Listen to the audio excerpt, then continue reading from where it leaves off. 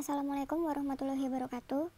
Perkenalkan, nama saya Adinda Mutia dari Teknik Geologi UPN Veteran Yogyakarta, NIM 111170123 dari kelas Teknik Komunikasi Geologi kelas A yang akan mempresentasikan poster dengan judul Hubungan Lingkungan Pengendapan dengan Kandungan Sulfur pada Batu Bara. Baik, yang pertama adalah abstrak. Sulfur merupakan salah satu elemen penting pada batu bara yang mempengaruhi kualitas batu bara.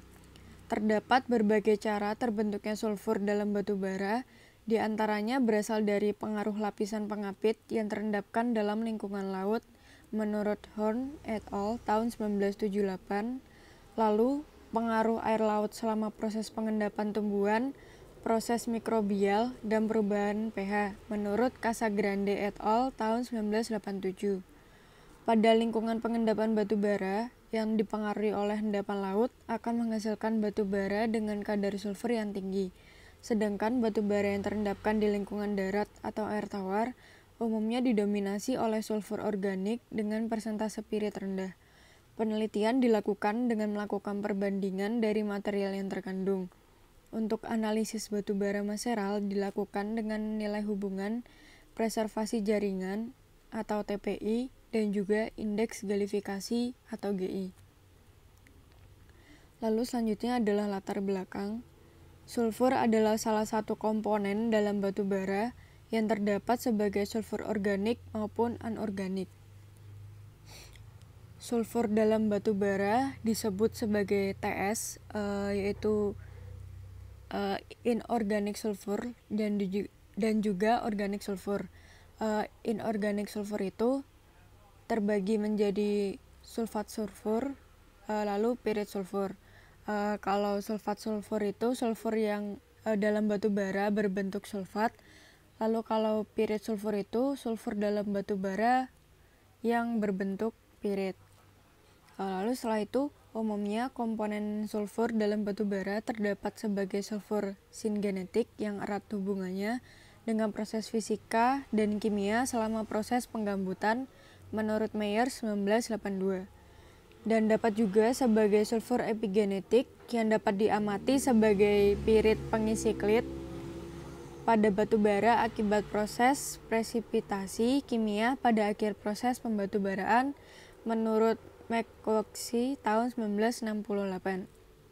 Lalu selanjutnya adalah metode penelitian dari poster ini, yaitu didapatkan dari studi literatur, yaitu dari textbook dan juga paper. Textbook tersebut digunakan sebagai acuan utama, lalu paper dan juga literatur lain digunakan untuk memenuhi dan juga sebagai acuan penambah dari textbook utama. Dari studi literatur tersebut akan didapatkan 4 poin utama, yaitu lingkungan pengendapan, hubungan kualitas batu bara dengan kadar abu atau ash dan nilai kalor, lalu lingkungan pengendapan dari maseral, dan juga kualitas pada batu bara. Dari keempat poin pembahasan tersebut akan didapatkan kesimpulan. Lalu yang pertama adalah hasil dan pembahasan. Hasil dan pembahasan ini didapatkan dari studi literatur penelitian yang dilakukan di Kabupaten Lahat, Sumatera Selatan, Formasi Muara Enim. Lalu yang pertama didapat pembahasannya yaitu lingkungan pengendapan. Dari analisis lingkungan pengendapan batu bara sesuai dengan model Horn, dari wilayah studi penelitian diklasifikasikan ke dalam lingkungan pengendapan dataran delta bawah transisi. Hasil analisis litologi menunjukkan bahwa batu pasir secara bertahap mengalami coarsening finning ke atas, didukung oleh data pengukuran yang memiliki pola yang sama dengan model lingkungan pengendapan yang dilihat dari gambar 1, yaitu lingkungan pengendapan menurut Horn tahun 1987 yang terdapat di transisi lower delta plain. Lalu selanjutnya yaitu hubungan kualitas batu bara dengan kadar abu dan nilai kalor. Hasil analisis dari persentase kadar abu dan nilai kalor didapatkan data berupa nilai kadar abu yang lebih tinggi, maka semakin rendah nilai kalorinya. Sebaliknya, semakin rendah nilai kadar abu, maka semakin tinggi nilai kalorinya. Nah, pada batu bara, semakin tinggi nilai kalorinya, maka kandungan pada batu bara itu akan baik. Di dalam industri, batu bara yang dicari juga yang mempunyai nilai kalori yang tinggi. Lalu contohnya adalah pada sampel pada LP109 yang ditunjukkan di gambar 2, pada singkapan itu mempunyai batu bara dengan kadar abu yang tinggi, tetapi mempunyai nilai kalori yang rendah. Lalu selanjutnya adalah lingkungan pengendapan dari maseral. Untuk analisis batu bara maseral dilakukan dengan menunjukkan nilai hubungan dari TPI dan juga hubungan dari GI di daerah penelitian.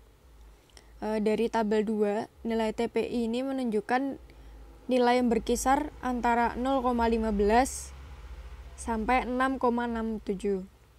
Nilai TPI menunjukkan perubahan komposisi tanaman dan jenis gambut di wilayah studi yang disebabkan oleh perubahan kondisi di lingkungan pengendapan.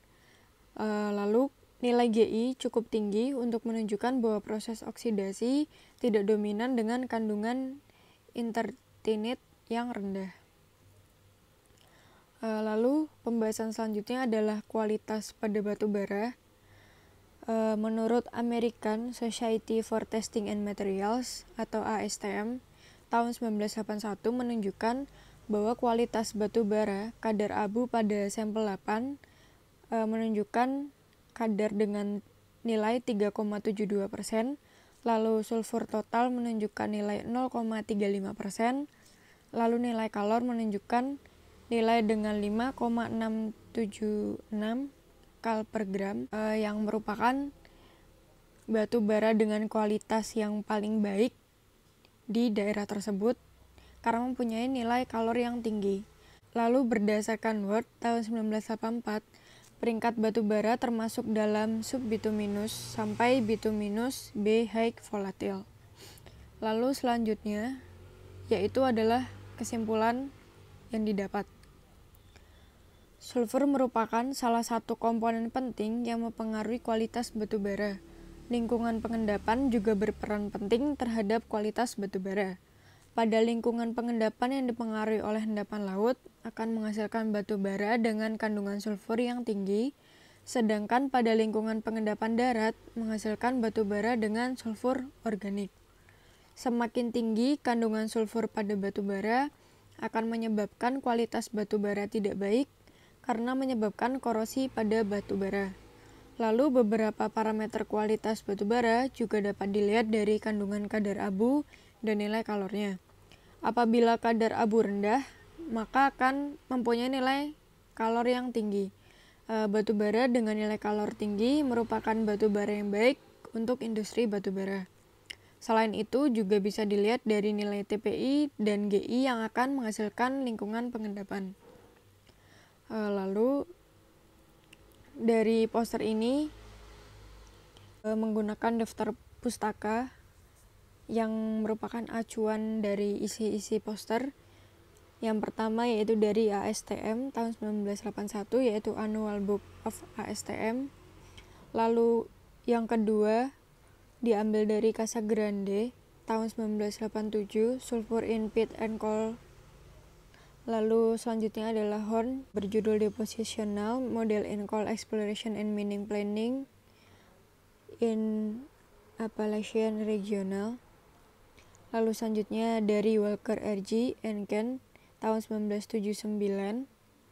Lalu selanjutnya dari Siska Elsari tahun 2017 yang membahas tentang impact of sulfur content on coal quality a delta plain depositional environment, case study in Geramat District, Lahat Regency, South Sumatra.